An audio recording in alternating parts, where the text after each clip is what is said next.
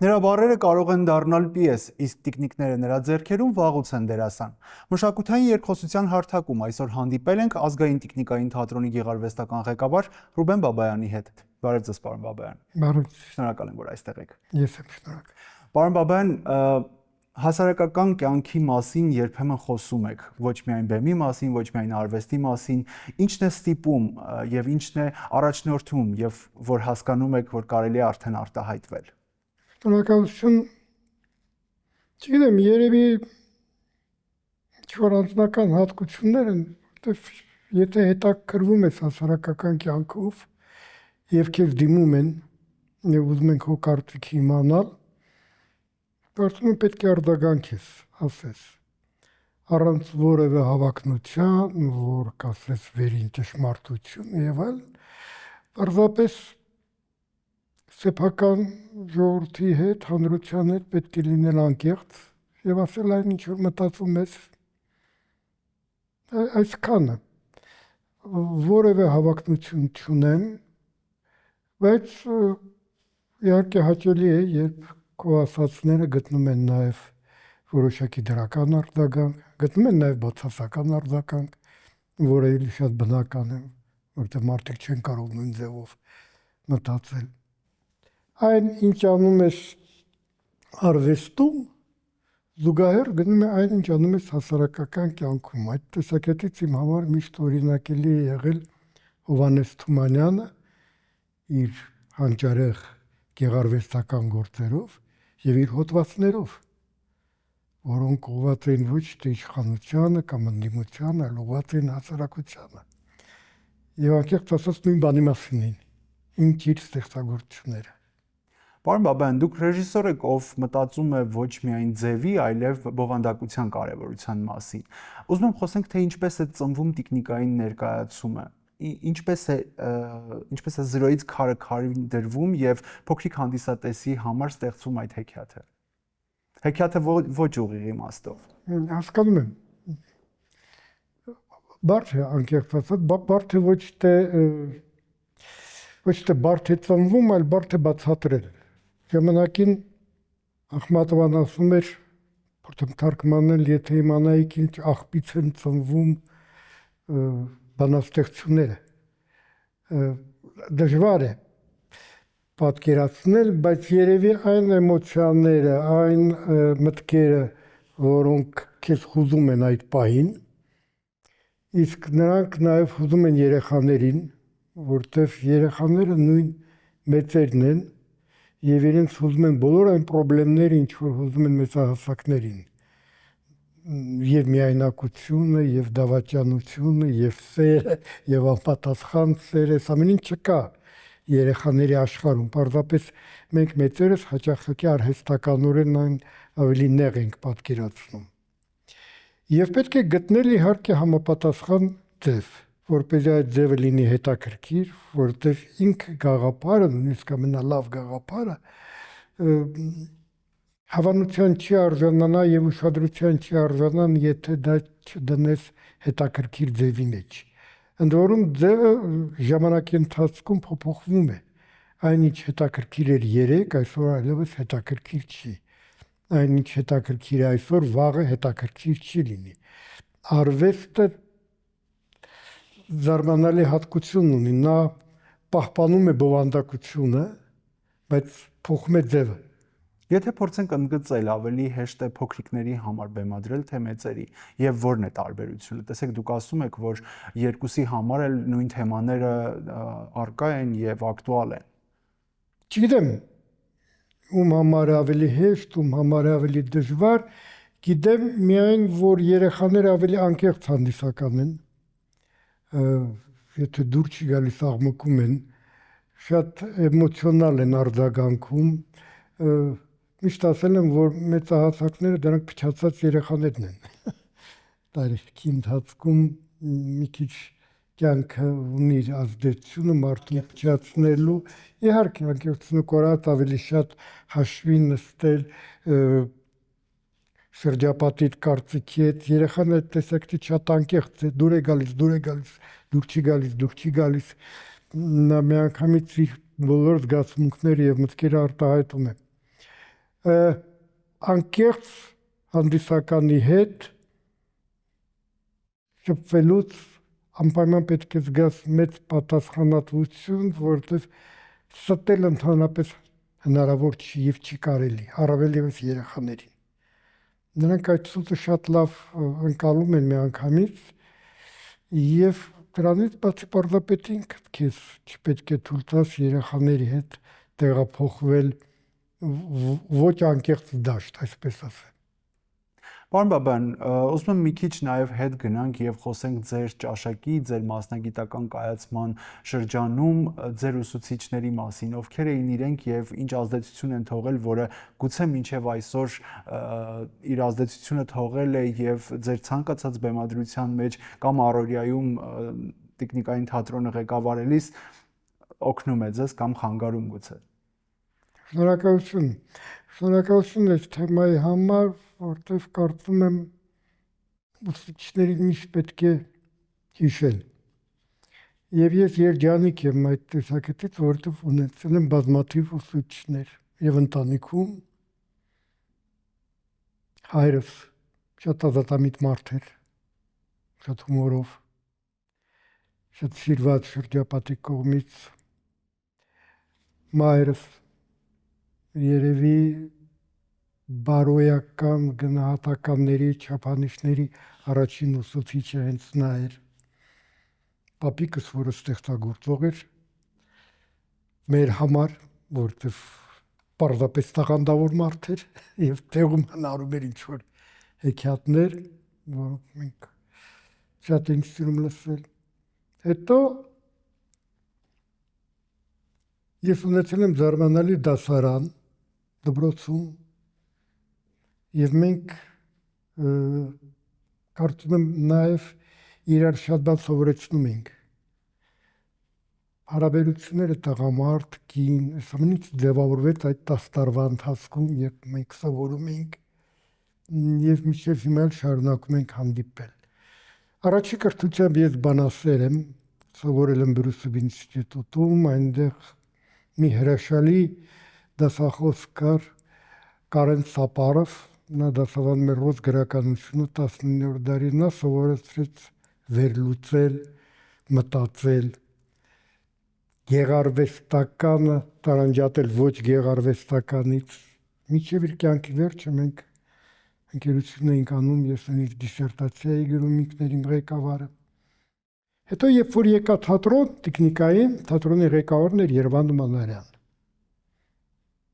Եվս ուսուցիչ։ Նա ինձ դաս չէր տալիս, բայց ես թատրոնը ընկալեցի իր միջոցով։ Հրաշալի անձնավորություններ միշտ առաջ նայող, էլի մինչև իր կյանքի վերջը մենք ընկերություն ենք արել, չնայած մեծ էր տարբերությունը մոտ 20 տարի, 20 տարուց ավել, թե 30 տարուց ավել, կներեք, հա։ Ես շատ շնորհակալ եմ ուսուցիչներին, ընդ որում մի բան ասեմ, գիտեք, պարտադիր չի, որ դու սովորես միայն հաստիքով ուսուցիչ, հա, պարտադիր չի, որ դու սովորես միայն մարդոց, շատ բան դու կարող ես սովորել բնությունից։ Ես տարիներ առաջ մեկնել էինք փառատոն Պլովդիվ, Բուլղարիա։ Ես շատ եմ սիրում, երբ որ մենք գնում ենք որևէ երկիր փառատոնի, ոչ միայն ներկայացումները նայենք, այլ նաև երկրի հետ ծանոթանանք։ Դա շատ հետաքրքիր է։ Բուլղարիան շատ գեղեցիկ երկիր է եւ այնեղ կային Պլովդիվից ոչ այդքան հեռու քարե կամուրջներ բնական, ես խնդրեցի, որ մեզ տանեն այդտեղ երիտասարդ խումբ էր, հիմնականում իմ ուսանողները նախկին եւ զարմանալի լեռներ տեսանք անտառով պատած, ոչ մի սանտիմետր հող չկար, ծառերը ուղիղ կանգնել էին եւ արմատներով ուրեմն ճեղքում էին այդ քարը, որ հասնեին ջրին, որս աստու ուսանողներից նայեք ինչ հրաշալի օրինակ է մեզ ցույց տալիս բնությունը, ինչպես կարելի է կանգնել ուղիղ մեջքով ամենադժվար պայմաններում։ ծառերը կանգնած են ուղիղ մեջքով։ Մենք հաճախակի ման են գալիս արդարացումներ, թե ինչու ենք մենք մեր մեջքը, այսպես ասած, ծռում, կռացնում։ Բնությունը ցույց է տալիս, որ ոչ, եթե դու ցանկություն ունես կանգնել ուղիղ, դու կկանգնես։ Ինչքան էլ դժվար չեն պայմանները։ Եվ բազմաթիվ նման բաներ։ Շատ եմ սովորում իմ ուսանողներից։ Նրանք էլ են իմ ուսուցիչը, որովհետև նրանք ավելի լավ են զգում այսօրվա ժամանակը։ Եվ եթե ուզում ես իրենց հետ խոսել նույն լեզվով, պետք է մշտապես սովորես։ Սովորելը ընդհանրապես process է, որը երբեք չի ավարտվում։ Իսկ ուսուցիչներին միշտ կարելի է գտնել։ Պարոն Բաբայան, վերադառնանք տեխնիկային թատրոն, շատ երկար տարիներ ղեկավարել եք թատրոնը, այսօր էլ գեղարվեստական ղեկավարն եք ազգային տեխնիկային թատրոնի։ Թատրոնը մանկական է, ներկայացումները մանկական են, որոշ դեպքերում նաև փիլիսոփայական ուղղվածություն ունեն, որը երեխաներին ինչ-որ բաներ է սովորացնում։ Այսօր շարունակում եք նույն կոնցեպտով աշխատել, թե օրինակ ինչ-որ բան է փոխվել։ Այսինքն կրկին աշխատում ենք միայն երեխաների համար, թե գուցե մեծահասակների համար էլ ունեք ներկայացում, որոնք գուցե կարող են գալ ինչ-որ չափով մանկանալ։ Լավ թեմա է, շնորհակալություն։ Տեխնիկային արվեստը գոյություն ունի մոտ 3000 տարի։ Տեխնիկային ներկայացումներ երեխաների համար մոտավորապես 120 տարի աշխարհում։ Մեր թատրոնում եւս կան բազմաթիվ եղել են ներկայացումներ մեծահասակների համար, որտեղ տեխնիկային թատրոնը դա բոլոր դեպքերում թատերական արվեստի մի ձև է, որտեղ կարող են եւ տարբեր ժանրեր լինել եւ տարբեր տարիքի համար ներկայացումներ։ Այո, հիմնական ուղղվածությունը երեխաների համար է եւ մենք շատ ուրախ ենք եւ փորձում ենք նաեւ ոչ միայն նոր ներկայացումներ բեմադրել երեխաների համար, այլ պահպանել այն ներկայացումները, որոնք բեմադրված են տարիներ առաջ։ Մեր խաղացանկում կան ներկայացումներ, որոնք մեր բեմում գնում են մոտավորապես 40-30 տարի։ Չկան այդ ներկայացման բեմադրիչը, չկա նկարիչը, չկա կոմպոզիտորը, չկա առաջի կազմը դերասանական, բայց ներկայացումը ապրում է։ Եվ ես շատ ուշադիր եմ նման ներկայացումների վերաբերյալ։ Քանի նրանք ապրում են, քանի հանդիսատեսը պահանջ ունի, ներկայացումները պետք է պահել։ Կան բազմաթիվ ներկայացումներ մեծահասակների համար։ Մեր թատրոնի խաղացանկում եղել է Շեքսպիրի Սխալների կատակերգությունը։ Միջև հիմա կա ներկայացում Բեթխեհեմի աստղի տակ Հիսուս Քրիստոսի ծննդյան պատմությունը, որը ես բեմադրել եմ 91 թվականին եւ դա առաջին ներկայացումն էր Հայաստանում այդ թեմայով աստվածաշնչյան։ Գոգոլի շինելը, որը կոչվում է Ակակ, Բուկովսկի ներկայացումը տեխնիկային, որը հիմա բազմաթիվ տարբեր փառատոների է գնում եւ հաղթանակած վերադառնում։ Այո, Մարետո Դովլատբեկյանը, Վհուկը, էլի Գոգոլի ներկայացումը եւ կան բազմաթիվ ներկայացումներ հետաքրքիր, բայց ես անկեղծ ասած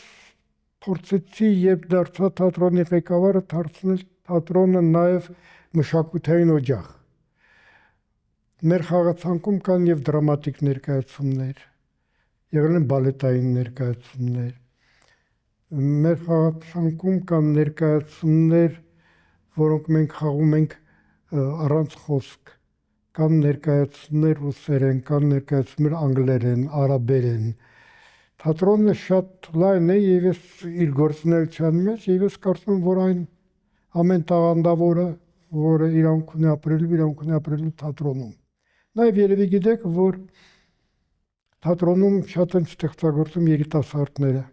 դա էլ է շատ կարեւոր։ Ընդհանրապես կարծում եմ, որ թատրոնը երիտասարդների համար է, ոչ միայն տարիքով, ավելի շուտ ոչ այնքան տարիքով, ինչքան ոգով։ Որտեւ եթե դու ծերացել ես,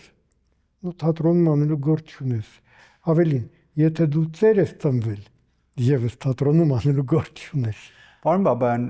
դուք ասացիք, որ ներկայացումները շարունակում են ապրել։ Դուք ասացիք, որ օրինակ ունենք ներկայացումներ, որոնց առաջին կազմը չկա կամ գուցե արդեն օրինակ երրորդ կազմն է խաղում։ Մի քիչ զգացական մասին եմ ուզում խոսենք։ Տիկնիկը ինչպես է փոխում իր տիրոջը։ Տիկնիկի ու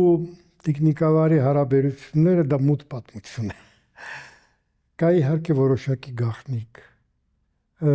Գիտեք, երբ պատրաստվում է տեխնիկը, կա այսպիսի օրենք ընդունված տեխնիկային արվեստում։ Պետք է դնել տեխնիկը սեղանին եւ նայել, եթե նա ապրեց, ուրեմն տեխնիկը պատրաստ է։ Հաճախակի, երբ մենք պատրաստում ենք տեխնիկները ներկայացումների համար, անձամբ ներկայացման համար, շատ երկար զբաղվում ենք աչքերի բիբերը դնելով։ Հանդեպ միլիմետրների հարց։ Հոպ, տեխնիկը կենթանացավ։ Մի քիչ մի միլիմետր կարող է խախտվի, բիբը ու տեխնիկը այլևս չի նայում։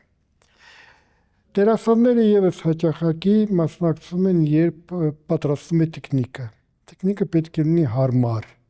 դա գործիք է, տեխնիկը պետք է լինի արտահայտիչ։ Չասեմ, որ տեխնիկավարը նաեւ պետք է կարողանա լավ կառավարել տեխնիկին։ Տեխնիկի հետ հարաբերությունների մասին երևի ավելի հետաքրքիր կպատմեն դերասանները, որտեղ ամեն մեկ ունի 1-2 սիրած տեխնիկ։ Ամեն մեկը ունի իր պատմությունը այդ տեխնիկի հետ։ Տեխնիկը իր մեջ կրում է որոշակի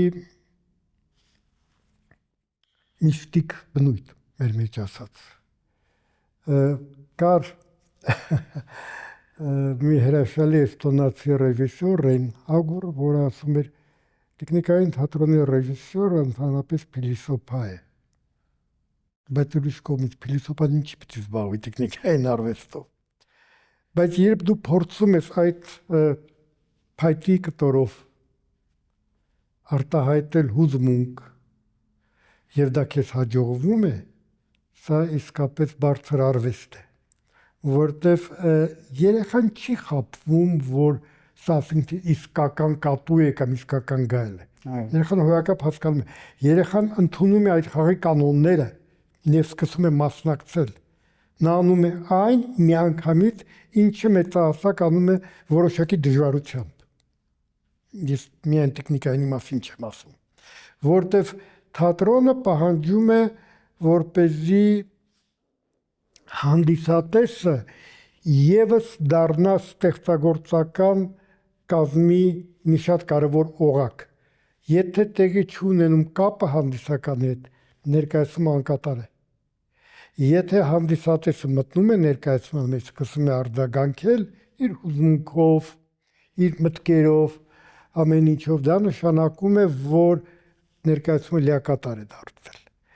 Եվ այստեղ շատ կարևոր է, թե ինչպես կկայանա այդ կապը։ Չէ՞ որ հանդիսատեսը, անկախ նրանից երեխա է թե մեծահասակ է, հոյակապ հասկանում է, որ սա դերասան է, սա ոչ թե իսկական, չգիտեմ ինչ որ կենդանի է, բայց նա ընդունում է այդ խաղի կանոնները։ Երեխաները ընդհանրապես, երբ մենք նայում ենք, թե ինչպես են իրենք պահում իրենց արժեքները, նա մշտապես խաղում են։ Խաղը մարդու բնական վիճակն է, կարիքը։ Պարոն Բաբան, մենք զրուցեցինք անկեղծ եւ անկեղծությունը կորցրած հանդիսատեսի մասին ու հիմա էլ փաստում ենք, որ երեխան ընդունելով որոշակի խաղի կանոններ մտնում է ներկայացման մեջ ու ոչ միայն երեխաները։ Ո՞վ է բարդ հանդիսատեսը եւ ինչպես է աշխատում բարդ հանդիսատեսի հետ։ Լավ հարց։ Ես կարծում եմ, բարդ հանդիսատեսը դա բարդություններով հանդիսատեսն է իրականում։ Գիտեք, խնդիրը ոչ միայն թատրոնին է վերաբերում։ Խնդիրը ընդհանրապես վերաբերում է արվեստի հետ շփվելու։ Արվեստի հետ շփվելու համար մարդը պետք է լինի ազատ։ Որտեվ արվեստը ենթադրում է, որ դու ընկալում ես ինչ-որ բաներ, որոնք քո համար նոր են, անծանոթ են։ Եթե դու փակ ես, իսկ կան նման մարդիկ, որոնք նաև շատ դժվար են կենցաղում, շփման մեջ։ Մենք հաճախակի ասում ենք, չէ, այդ սա բաց համակարգ է, սա փակ համակարգ է։ Բայց նաև արվեստը մի բանալի է տալիս, որով հնարավոր է այդ փակ համակարգից դուրս գալ դեպի բաց համակարգ, ազատագրել սեփական մտածողությունը։ Այո, կան որոշակի ստերեոտիպներ, հա, սա, ասենք թե արևը պետք է լինի դեղին ու կլոր։ Եկեք նայեք տեխնիկային թատրոնում արևը քառակուսի եւ կանաչ, եւ երեխաները շատ հանգիստ դա ընդունում են։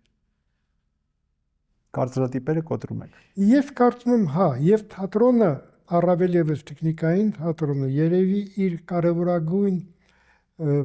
խնդիրներից մեկը եւ պարտականություններից մեկը նա է, որ երեխան մեծանա ազատ մտածող, որտեղ միայն ազատ մտածող երեխան կարող է դառնալ ազատ մտածող քաղաքացի, ազատ ապրող երկրում։ Երկիրը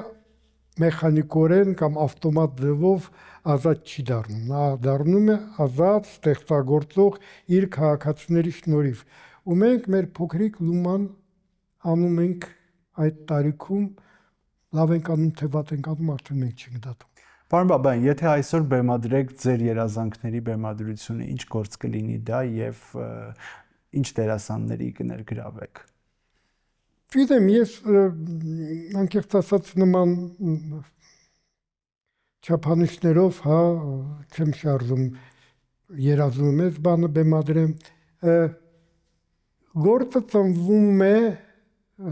ցանկությունը ինչ որ գործ բեմադրելու ծնվում է իմ մոտ ամենայն դեպս վերջի տարիներին ցանկությունից աշխատել այս կամ այն դերասանի հետ։ Ինձ հետաքրքիր են այս կամ այն դերասանները։ Սա գուցե կապված է տարիքի հետ։ Երբ ես ավելի երիտասարդ էի, ես ձգտում էի ավելի շատ ինքս ինձ արտահայտել, ցուցադրել։ Իհարկե շատ կարևոր էր, թե որ դերասանն է զբաղվելու, ինչ դեր է խաղալու, բայց դա չէր առաջնային։ Հիմա առաջնայինը դա է։ Ինձ հետաքրքիր է աշխատել լավ դերասանի հետ։ Ասում են ռեժիսորը բեմի վրա աստված է։ Կիսում եք այս միտքը։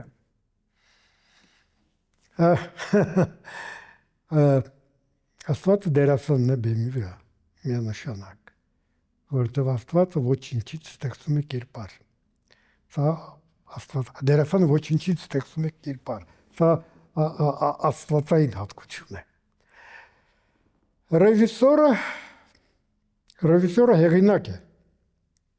Եվ այստեղ կա որոշակի աստվածային հատկություն։ Ռեժիսորը հեղինակ է, ռեժիսորը պատասխանատու է ամեն ինչի համար։ Իսկական ռեժիսորը երբեք չի ման գալիս մեղավորներն, հասկանում է, որ մեղքը իրենն է։ Ռեժիսորը հաճախակի լինում է դաժան եւ այդ սա շատ դժվար հարց է։ Մասնագիտությունը պահանջում է նաեւ մարդկային որոշակի դաժանություն, մարդկային հանուն արվեստի։ Այ ինչպես անել, որ քո մեջ չմարի մարդկայինը եւ այդ դաժանությունը չազդի քո մարդկային հատկությունների վրա, որտեվ եթե ազդեց, դու այլևս հետաքրքիր չես ստեղծագործի նույնիսկ։ Սա շատ նուրբ սահման է հանուն գործի պահպանել այդ որոշակի դաժանությունը հարաբերությունների մեջ եւ միաժամանակ չքարացնել սեփական սիրտը։ Պարոն Բաբայան, երբ տուն եք գնում, երբ արվեստի մեջ չեք այդ պահին, երբ չեք ստեղծագործում, ո՞րն է ձեր այն առանձին հատվածը, առանձին տեղը, որտեղ հանգստանում եք, որտեղ կտրվում եք աշխարհից եւ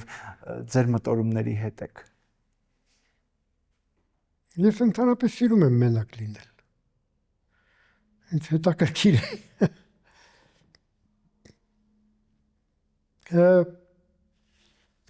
Գիտեմ, հիմնականում մենք ապրում ենք արդեն 63 թվականից նույն բնակարանում ընտանիքով, որը ժառանգել եմ իմ ծնողներից, հիմա հիմնականում տեղավորվում եմ ես այնտեղ, որտեղ իմ ծնողներն էին անցկացրել այդ վերջին տարիները։ Երբեք տարիքային ինչ-որ բան է, ես սիրում եմ մենակ լինել, սիրում եմ նորություն կարդալ, գրականություն, հետաքրքիր հաղորդումներ, եթե լինում են հեռուստատեսությամբ կամ YouTube-ում կարող եմ նայել։ Բայց նաև երբ ինքդ քո հետ խոսում ես, որոշակի մտքեր են առաջանում, առավել եւս երբ որ աշխատում ես ինչ-որ մի ներկայացման վրա։ Այդ մտքերը առաջանում են այն ժամանակ, երբ դու մենակ ես լինում։ Ես չեմ դանդրանում մենակ լինելուց։ Ես դանդրանում եմ, անկեղծ ասած, շատ աղմկոտ կամպանիաներից։ հարսանիքներ տանել չեմ կարողանում եւ նմանատիպ բաներ։ Զրուցեցինք ձեր ուսանողների մասին։ Այս տարի ձեր կուրսը առաջին կուրսն ավարտեց, տեղափոխվեց երկրորդ կուրս, ճիշտ եմ, չէ՞։ Որն է եղել ձեր առաջին խորհուրդը նրանց եւ ինչպիսին են նրանք։ Նրանք երիտասարդ են եւ դա արդեն լավ է։ Նրանք ուզում են սովորել։ Ես երկար տարիներ կիրառում եմ հետեւյալ սկզբունքը։ Ես չեմ ընտրում ուսանողներին, իրենք են ինձ ընտրում։ Որտեղ ընտրություն կատարելը նաև մեծ պատասխանատվություն է։ Եվ յուրաքանչյուրը պետք է պատասխան կրի իր ընտրության համար։ Ընտրությունը պետք է լինի գիտակցված։ Եթե դու ընտրել ես այս արվեստանոցը, դու ընտրում ես այն օրենքները, որոնք գործում են այդ արվեստանոցում։ Ես ունեմ հրաշալի թիմ, որոնք անցկացնում են վարպետության դասեր։ Դա Սամսոն Մովսիսյան, Մարինա Գրիգորյան, Տաթևիկ Մելքոնյան, Մարետա Դոլադբեկյան, հիմա միանալու են եւս մի քանի հոգի, սրանք միայն վարպետության դասախոսներ են։ Ինչ եմ ես իրենց ասում։ Ես ասում եմ, որ դուք ընտրել եք շատ յուրահատուկ մասնագիտություն։ Եվ այդ մասնագիտությունը ձեր կյանքում պետք է լինի առաջին տեղում, եթե ուզում եք ինչ-որ բանի հասնել։ Մի հատ լուրջ մտածեք, պատրաստ եք արդյոք հանուն այդ մասնագիտության դերասան լինելու կամ ռեժիսոր լինելու զոհաբերել շատ ու շատ բաներ։ Սկսած ազատ ժամանակից, որտեղ մենք աշխատում ենք այն ժամանակ, երբ ուրիշները հանգստանում են,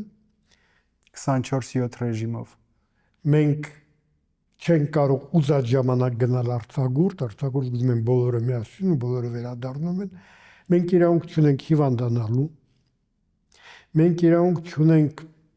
մասնակցելու տարբեր ուրեմն միջոցառումներին, որոնք կարող են խանգարել մեր աշխատանքին։ Իրականում սա դաժան ընտրություն է, բայց եթե դու այդ ընտրությունը կատարեցիր ու գնում ես այդ ճանապարհով, հույս կա, որ դու ինչ-որ բանի կհասնես։ Շնորհակալ եմ անկեղծ զրույցի համար։ Ես էլ եմ շնորհակալ։ Հիշեցնեմ, որ այսօր թատրոնի եւ հատկապես մշակույթի մասին զրուցեցինք Ազգային տիկնիկային թատրոնի գեղարվեստական ղեկավար Ռուբեն Բաբայանի հետ։ Կհանդիպենք։